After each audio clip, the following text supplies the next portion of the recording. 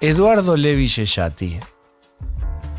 Uno podría decir, es economista de vasta trayectoria y prestigio.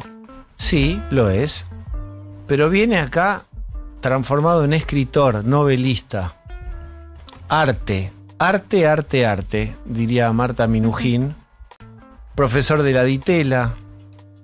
Fue jefe del Banco Central, por ejemplo, en 2002, y hay cosas de la actualidad en las que él estuvo y tuvo que ver, ya lo verán, pero escribió además 4 novelas sobre tecnología y futuro del trabajo, en libros como Después del trabajo, Automatizados, vida y trabajo en tiempos de la inteligencia artificial, y la novela ahora es Subsuelo, novela número 4, está ambientada en la Argentina de diciembre de 2001. ¿Cómo es la historia? Una docente y crítica de cine que recorre Buenos Aires tras los pasos de un misterioso documentalista portugués. Hola, Eduardo Levi Yeyati, ¿cómo estás? Muy bien, muy bien. Qué buena intro. Qué atmósfera. ¿Está barato el dólar? Duró poco. No vengo a joder. ¿Querés molestarla, Eduardo? Me haces ilusionar. No me vas a invitar para hablar del dólar, ¿no? No me vas a invitar. ¿Y me invitaste para hablar del dólar? No, okay. Déjalo para lo último. ¿Cómo es la transformación del economista al novelista? No hay una transformación. Yo hace 25 años que escribo, o más, 30. Está bien, ok, pero que el mundo te descubre en tu talento de novelista. Bueno, son, vos sabés, mundos que no siempre se tocan. El mundo profesional, incluso el mundo del ensayo, el mundo intelectual y el mundo de la ficción. Entonces, no sé, 2 de mis novelas fueron finalistas en premios, pero mis colegas de la Ditela, algunos lo saben, obviamente, y muchos lo han leído. No lo quieren saber. Pero me refiero a que son como carriles que se mantienen separados en la vida. Digo, hay muchos círculos. Uno cree que conoce mucha gente, pero uno conoce sus propios círculos. Y yo he habitado 2 círculos que se tocan muy parcialmente. El círculo de la literatura. El círculo de la literatura, de la ficción, de la fuga, diría, porque yo escribo mucho para fugarme del otro mundo, del mundo de la realidad, que como economista, por parte como economista argentino, que bien sabemos que en Argentina seguir la realidad implica estar arriba de una montaña rusa, o sea, estás todo el tiempo sampleando, todo el tiempo buscando data. Entonces es muy intensivo y a veces te agota. Y la ficción a mí me sirve como cable a tierra, es complementario, me permite tomarme más tiempo, es como mi pausa y mi fuga de la realidad. ¿Dónde se goza más?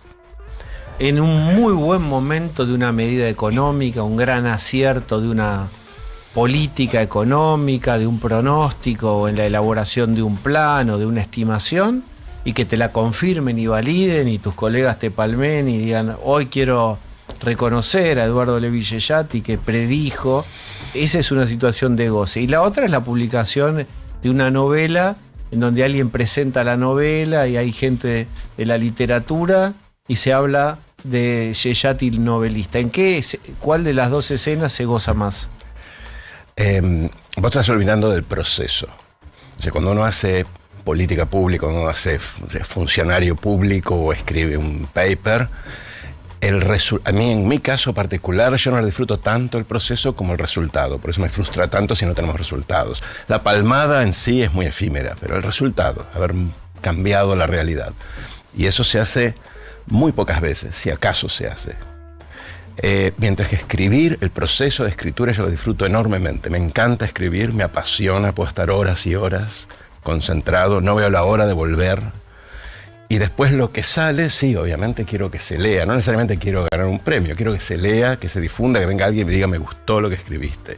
Pero el proceso en sí es mucho más de disfrute que el de empujar la piedra de Sísifo de la política, sobre todo en Argentina. ¿Qué es Subsuelo? Subsuelo es el reverso de la ciudad, en este caso. Que es como novela, es un thriller gótico, podría ser tocando la zona del terror, del nuevo terror, o del New Weird en algunos casos. Son como pequeños nichos que han aparecido en los últimos años.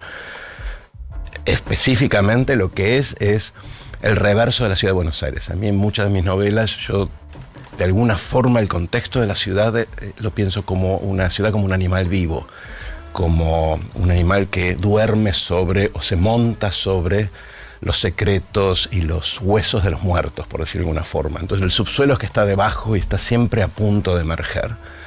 Y en este caso, no te voy a contar el argumento, porque el argumento es parte de que te atrape, de que sigas la novela, pero es, si quiere, el lado B de la ciudad que emerge justo sobre el final de un clímax en donde también emerge la crisis del 2001, y por eso la idea de situarlo justo en el momento en que la gente toma la plaza, porque la gente sale en la superficie y el subsuelo emerge a la vez. No quiero adelantar más porque es... No, pero es muy importante que se explique que la novela transcurre en 2001 y no en vano hablaste de los huesos. Es decir, ahí hay algo traumático relacionado con la muerte o de un ciclo o en lo literal, porque murió gente y de un momento muy mortuorio de la Argentina. Y sobre eso, ¿qué te pasaba a vos o qué te pasa a vos que lo situaste ahí? Me parece que la ficción te permite tomar cosas de la realidad árida, estéril, dura de la Argentina y exacerbarlas y hacerlas un circo mágico, hacerlas más explosivas. La ficción no tiene la lógica racional que tiene un ensayo, por ejemplo. Entonces, y el 2001 había como esta sensación, yo la vi muy de cerca, esa sensación de vísperas de un cambio que generaba muchísima incertidumbre porque no sabíamos qué es lo que había detrás. Entonces la gente como que salía a la vez a protestar, pero con un temor muy visceral de, bueno, ¿a dónde lleva esto? ¿Sí? Y esa sensación de angustia, de incertidumbre, es muy rica narrativamente para ponerla como background, como el plano. Y vos la pudiste conservar para construir un personaje que sintiera algo de aquel registro que vos tuviste. Sí, exacto. Y que cuando el personaje llega al punto de culminación de su drama, de su trama, en ese mismo momento un montón de gente está culminando la trama de la crisis. Entonces, de alguna forma se superpone el final de la historia de la protagonista con un final, porque el 2001 fue un final en Argentina. Entonces son como historias paralelas, si querés. Imagínate, porque es muy cinematográfica la novela, imagínate que vos tenés, en muchos casos en el cine, vos tenés escenas que están en el segundo plano, medio difuso, y si vos mirás con atención, pasa más en el segundo plano que en el primero y en algún momento se juntan, y eso es un poco el efecto retórico que quise lograr sobre el final. Estamos con Eduardo Levi Yeyati, que ustedes lo conocen habitualmente como economista, de consulta de temas muy sensibles, importantes, de la macroeconomía, pero él también eventualmente entra a la cabina telefónica y está disfrazado de esta otra vida que es interesantísima de novelista. ¿Cuál es un feedback que te dieron, o correctores, o gente querida que vos querés, que te hayan dicho, la leí, me pareció esto, que te hayan dejado calculando y pensando? Tuve varias. Esta novela tiene 20 años de proceso y de hecho vivió bastante en un cajón hasta que finalmente la volví a sacar, y con ayuda de amigos, entre ellos un amigo muy querido que quiero mencionar, que es Matías Bauzo. Ah, Matías Bauzo, estuvo acá. Matías la leyó y me dio extraordinarios consejos, y aparte le gustó mucho y me empujó para que la publicara. Pero recientemente una amiga la leyó y ella la interpretó ligeramente distinto de lo que era la idea que yo tenía al volcarla. Y aquí uno como autor tiene que ser muy cuidadoso, porque no tiene que cerrar a las interpretaciones del lector.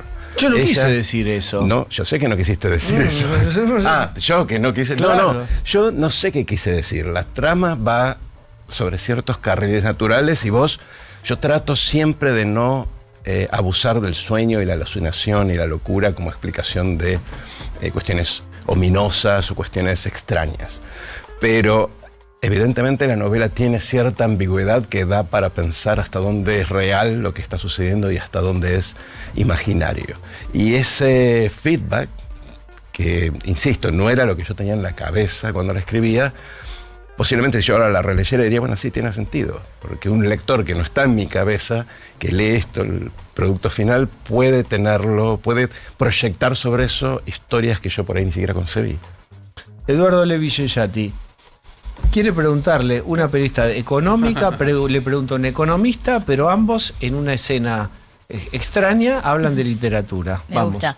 Ahora, vos estás en el BID, que es el Banco Interamericano de Desarrollo, pero pará. Pero va otra, empezá de vuelta. No, porque imagínate que él trabaja para un banco y a sus colegas saben que en tu tiempo libre vos escribís una novela.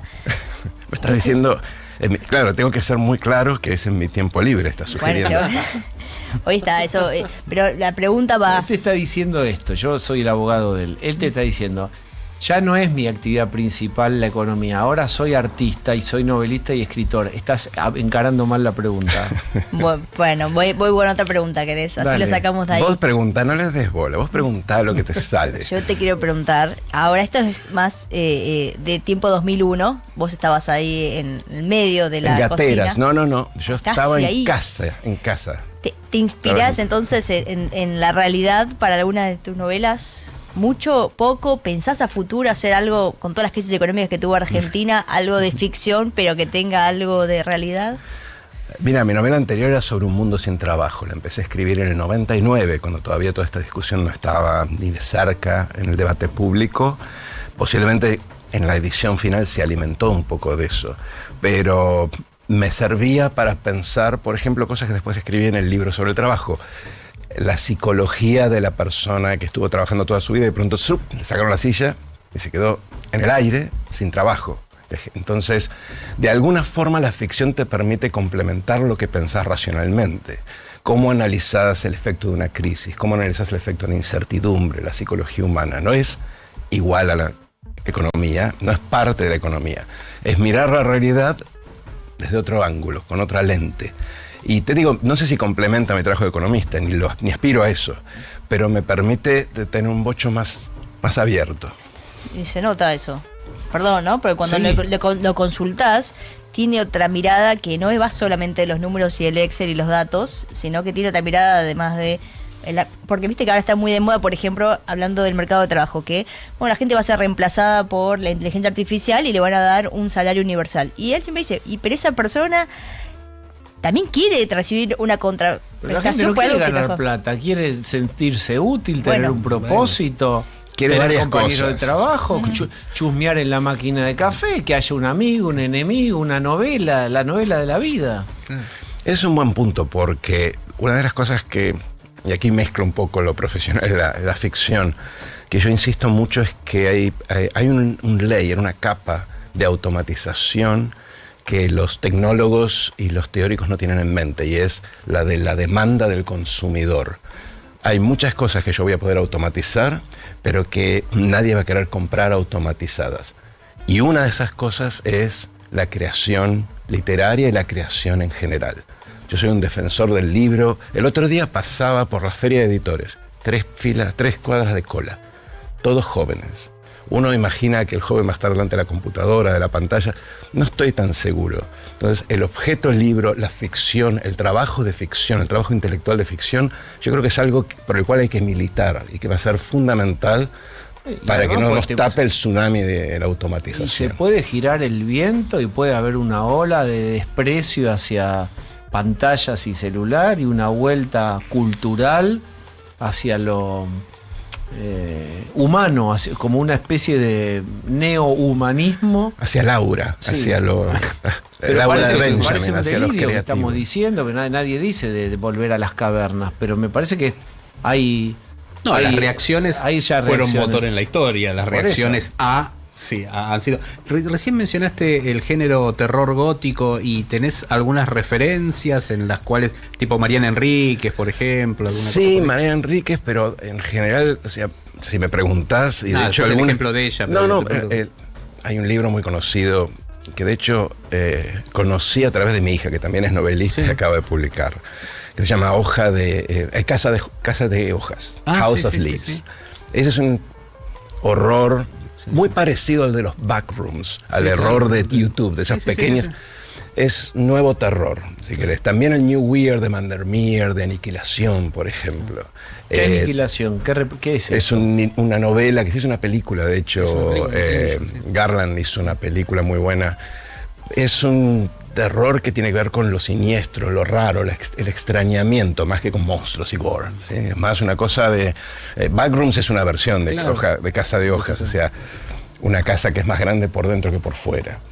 Esa es la premisa. Obviamente es un libro de 500, no sé, o 600 páginas, pero las influencias tienen que ver con eso, con buscar, al deformar la realidad, podés encontrar algo raro y siniestro y inquietante. El tipo que es más cercano, si querés, que es un tipo que yo de hecho aprecio mucho, es Lamberti. Lamberti hace un New Weird local, yo creo que es muy bueno, tiene unas ideas que te quedas pensando y te quedas medio atrapado y te genera inquietud y aprensión, y un poco eso es lo que busco también en la novela. Estamos con Eduardo Levi Yeyati. Le brillan los ojos. Uno lo conoce a Eduardo ya hace años y, por supuesto, en la mayoría de las veces en situación de entrevistado como economista. Y este es un nuevo Eduardo que ya venía porque publicó un montón de libros, pero cada vez se te ve con más disfrute. La devolución que no pediste, pero bueno, la podemos dar gratis. Eduardo Levi Yeyati, vamos a hablar un rato más con él después de la música.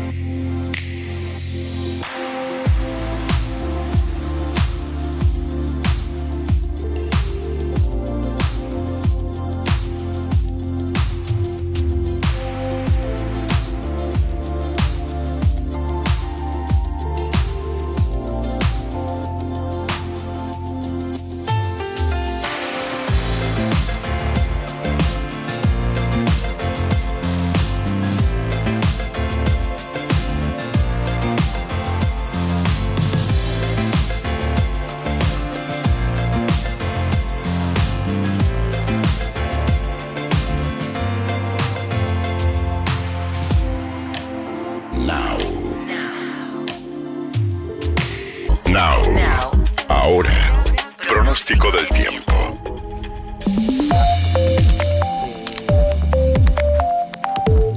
Ezequiel Marcusi. Vamos a actualizar los datos entonces. 13.2, está lloviznando en algunos sectores de la ciudad todavía. Mañana la mínima va a ser muy parecida a la temperatura actual, porque va a estar en torno a los 12 o 13 grados, así que prácticamente no va a haber movimiento del termómetro durante la noche. La máxima el sábado 16, el domingo sube 18 o 19, será la máxima, y ahí sí podremos ver el sol durante la tarde seguramente, aunque no con cielo completamente despejado, pero va a aparecer el sol. Y el lunes -- martes, otra vez lluvias, algunas tormentas en la región. Y durante este fin de semana va a haber que prestar atención, o por lo menos ver los fenómenos más importantes que se van a encontrar sobre Cordillera de Mendoza y de San Juan. Hay alerta naranja para mañana sábado. También alerta por nevada sobre el sur de Santa Cruz. Y el domingo empieza a aparecer la chance de tormentas fuertes sobre parte de Santa Fe, Entre Ríos y Corrientes. Ezequiel Marcusi, muchas gracias, Hasta el martes, hasta el lunes. Chao, chao. Se quiere ratear. 97.9. Now.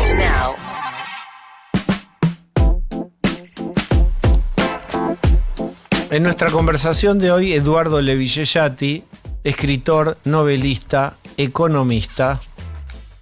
Vamos a hablar de literatura.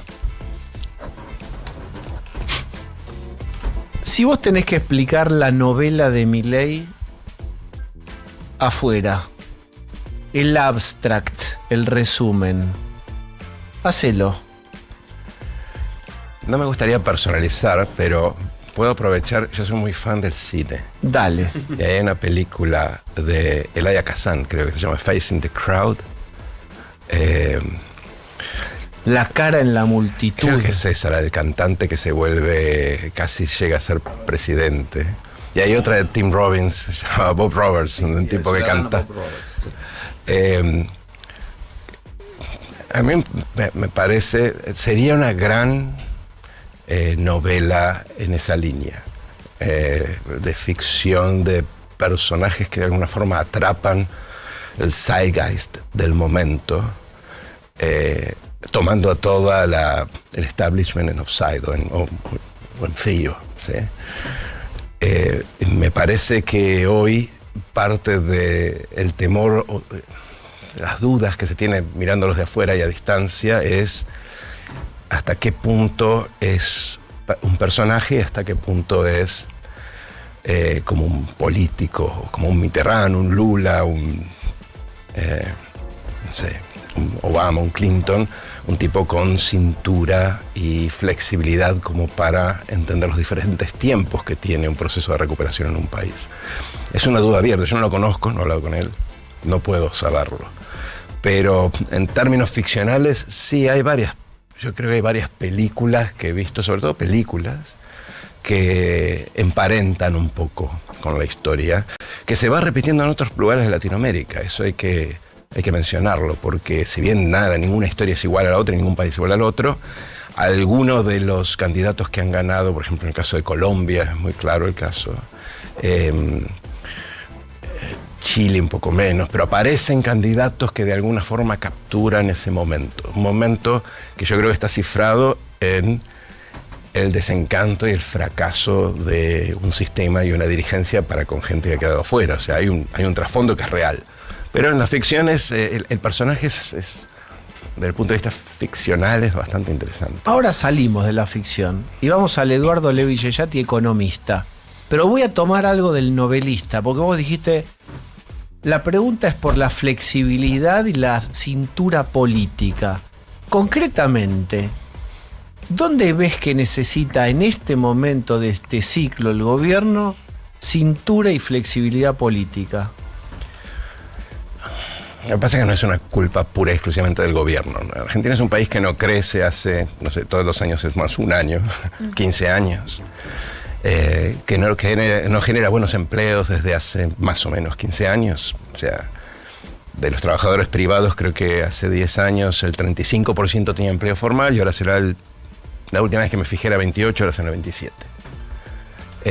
Y tenés un buffer de informales, cuentapropistas, multiempleo, giggers. que se va agrandando y que va a estar en la primera línea de ataque de la IA cuando aparezca. Todavía no ha aparecido, eso hay que claro, o sea, no ha habido sustitución todavía porque nadie usa la IA como debería usarse productivamente. Esa situación es una situación de extrema fragilidad, porque hace mucho que no creces, mucha gente está agotada, con expectativas bajas pero agotadas de esto de no avanzar, de esta fragilidad, de esta incertidumbre, y aparte te va a venir eventualmente un shock de cambio tecnológico que si la Argentina se sube, va a zafar la Argentina, pero no todos los argentinos, y si no se sube, el país se va a quedar muy atrás.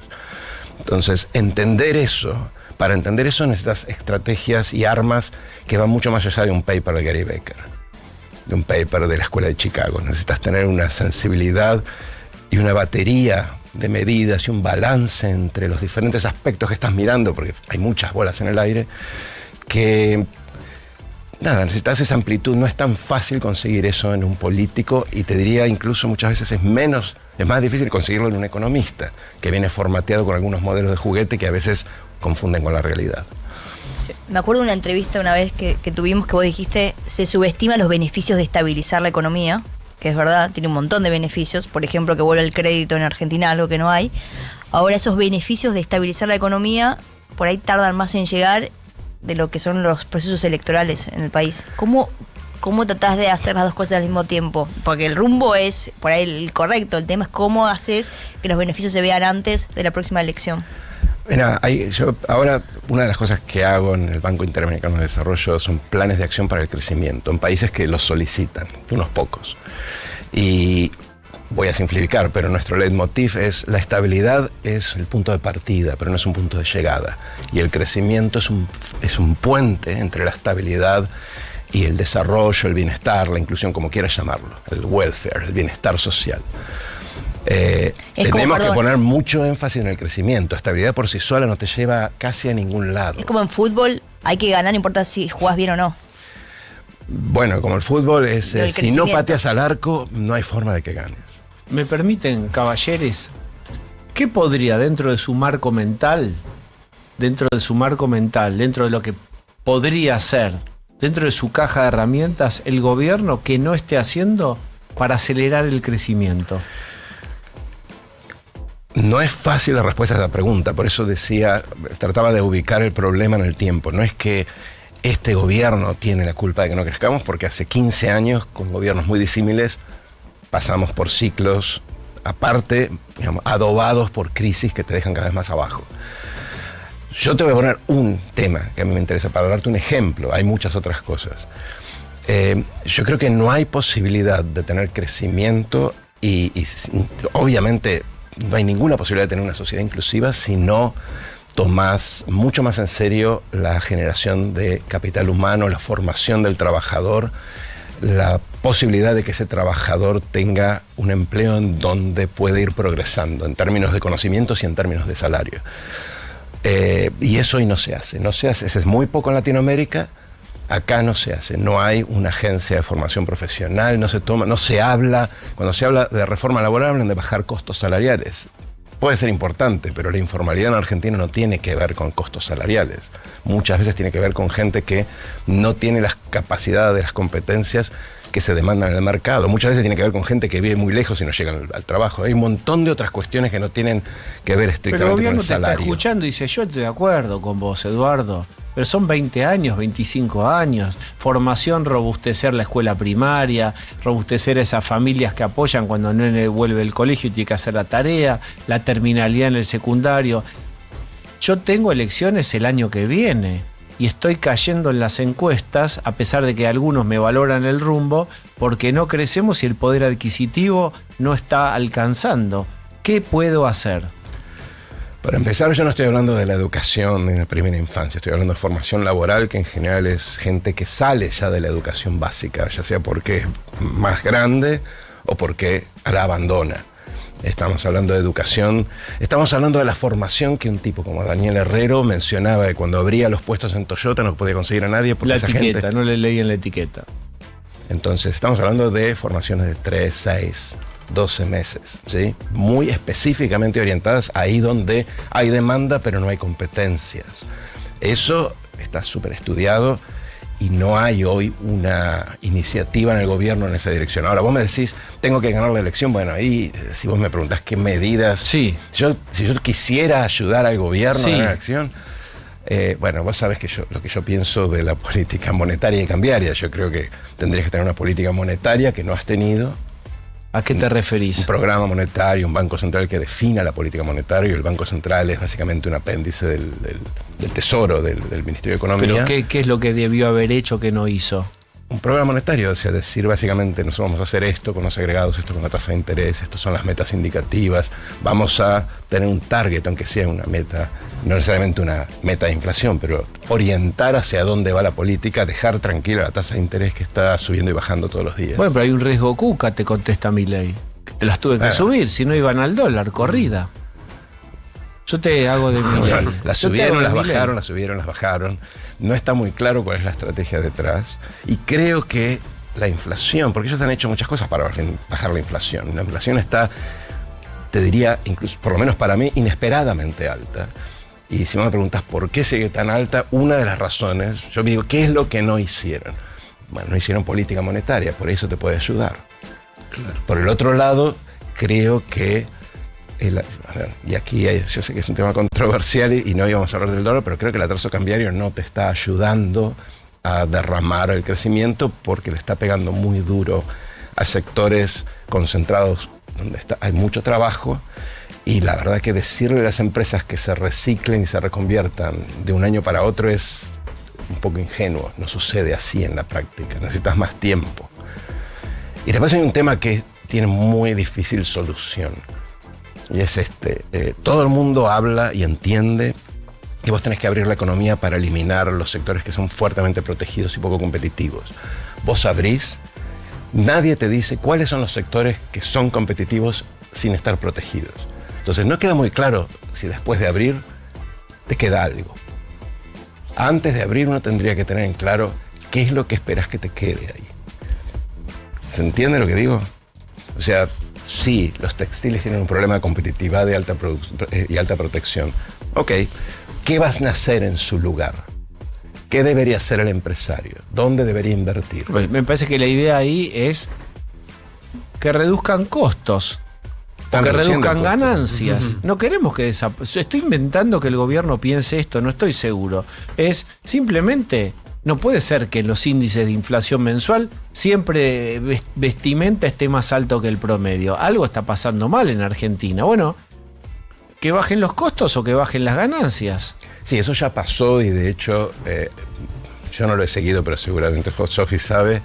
Creo que la vestimenta ahora está por detrás de la inflación. Deflación Sí. está teniendo. Hay deflación nominal. Bueno, Ayer pero ahí se el conoció el gobierno dato dice, y viste que bajó. había que abrir. Estoy de acuerdo con eso, no, pero lo que yo estoy diciendo no es que tenés que proteger ad infinitum. Lo que me pregunto, y no tengo una respuesta, o sea, no quiero vender una fórmula acá, es cuando vos abrís y dejás de producir autos, y porque autos también es un sector protegido, y vestimenta y bueno, todos esos sectores que hoy supuestamente están atados con el alambre de la protección, y eso desaparece. ¿Qué es lo que aparece? En el interín te pasa algo que está, si se quiere, reflejado muy claramente en un indicador que creo es esencial para el crecimiento, que es la tasa de inversión. La tasa de inversión en Argentina no para de caer. Mi impresión es que más allá de los grandes proyectos que son muy redituables en industrias extractivas, el inversor tradicional, el 80% de la inversión son pymes, y esas pymes hoy están un poco, en su mayoría, contra la pared y dicen, ¿para qué voy a invertir? Entonces, eso lo ves en el agregado, una tasa de inversión que está históricamente baja. No sé si ahora ha subido un poco. No, Pero es subió. otro dólar, ¿te lo mejora? ¿Un dólar más alto? Bueno, 1800, te 1700. protege algunos sectores. Turismo, por ejemplo, que es una industria que en Argentina, vos pensás que en Latinoamérica en general el turismo representa 6, 7, 8, a veces 9% del PIB, y acá representa 1 o 2. Hay sectores que podrían beneficiarse con un tipo de cambio menos deprimido que vos estás perdiendo hoy. Pero viste, es una discusión. 2-1 la inflación, vos mismo decís que para vos es una sorpresa, debería estar más baja. Si vos subís el dólar, ya sabés lo que pasa con la inflación. No estoy diciendo que la solución sea obvia, y de hecho, como te mencioné, yo estoy de hecho hasta investigando el tema de qué es lo que queda después de que vos abrís y rompes las actividades que no son competitivas. En América Latina no hay mucha experiencia en ese tipo. Bueno, y el resto del mundo son muy protectivos, muy proteccionistas, ¿no? Europa, Estados Unidos ahora se ha vuelto mucho más proteccionista. China ni hablar, tiene subsidios, dumping. Entonces, están haciendo algo que no está haciendo el resto del mundo, y la respuesta a esa pregunta, ¿qué te queda cuando terminas de abrir? La vamos a tener que ir respondiendo sobre la marcha, pero hoy no queda muy claro. Y una preocupación que puede haber es abrir con presión impositiva alta, con las rutas destruidas, con la burocracia. Digamos, si se abre en otro contexto, puede ser que no algo más quede, o digamos, no todo cierre.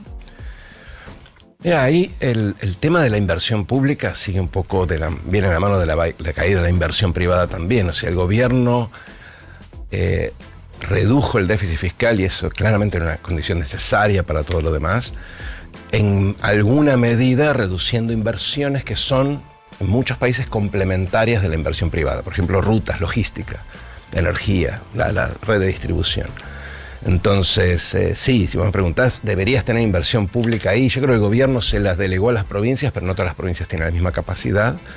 Y si vos no tenés inversión pública, mucha inversión privada va a ser más reticente en volcar dinero, porque, como te digo, son complementarias. Vos tenés que sacar la mercadería, tenés que conducir la energía. Querés tener data centers, tenés que tener un grid, una malla de distribución.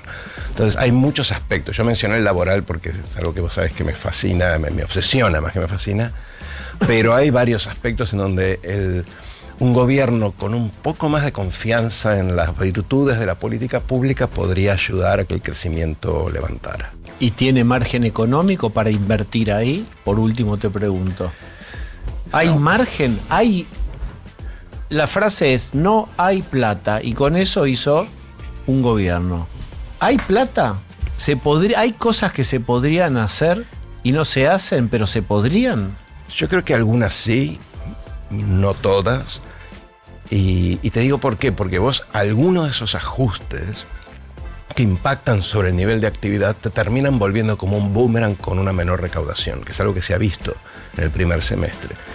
Lo que implica que si revirtieras eso, parte de lo que gastás lo recuperarías con una mayor recaudación.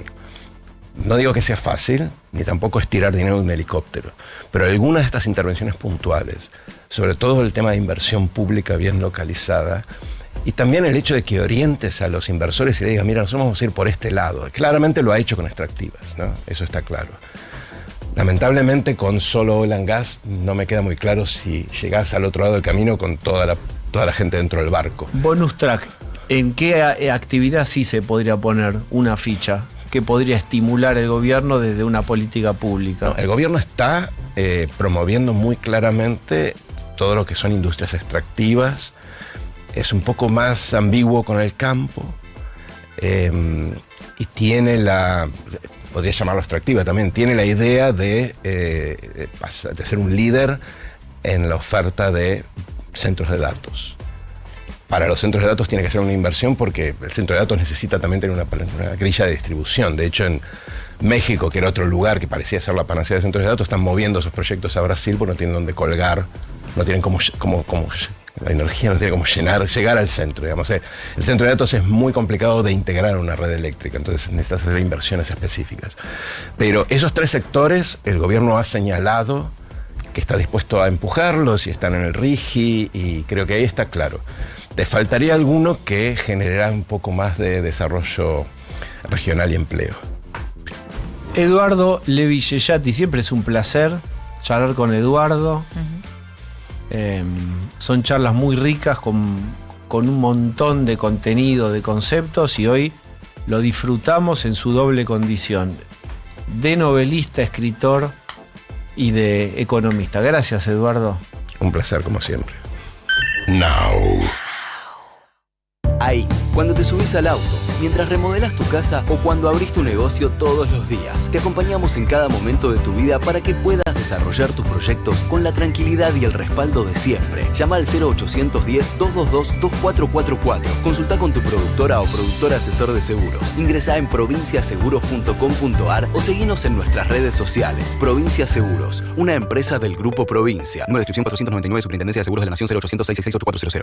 Disfruta las mejores picadas con Baquiano Almacén. Una combinación perfecta de vinos seleccionados, quesos y fiambres premium. Ideales para acompañar cada previa, cada gol y cada festejo en grupo. Hace tu pedido en los locales de Almagro, Caballito y Villa Crespo para celebrar como corresponde.